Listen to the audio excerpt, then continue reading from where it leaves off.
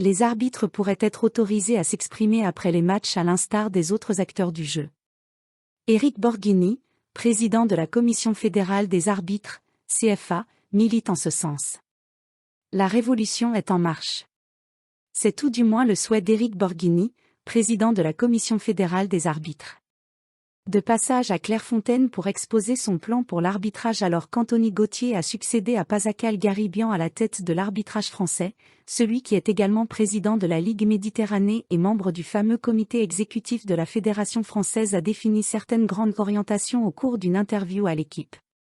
On va aussi aller vers une prise de parole des arbitres après les matchs, a-t-il ainsi expliqué. Ils vont s'exprimer devant la presse tout de suite après le match. Avant, il faut les préparer, leur donner une formation en média training, en communication de crise, pour gérer les problèmes graves. J'ai dit aux arbitres qu'il fallait arrêter avec cette opacité. Les joueurs vont devant la presse, les coachs et les présidents aussi. Il faut arrêter avec les vieilles lunes que l'arbitre ne doit pas parler. On va les former et ils vont parler. Et Éric Borghini ne veut pas en rester là. Il milite également pour que les arbitres soient sonorisés afin de pouvoir entendre leurs discussions avec les joueurs au cours des matchs.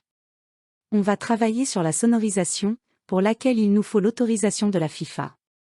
On va monter un dossier pour y arriver, comme au rugby. On est partisan d'une sonorisation de A à Z, micro ouvert du début jusqu'à la fin du match, a-t-il expliqué. Pour lancer l'expérience, on nous demandera peut-être de tenter une ouverture des micros seulement sur les visionnages terrain, quand le VAR envoie les images. Mais l'objectif est d'ouvrir les micros tout le temps. On n'a rien à cacher. On a les bandes son depuis plusieurs saisons et on sait que les arbitres ne parlent pas mal aux joueurs. On ne craint absolument pas de travailler en toute transparence.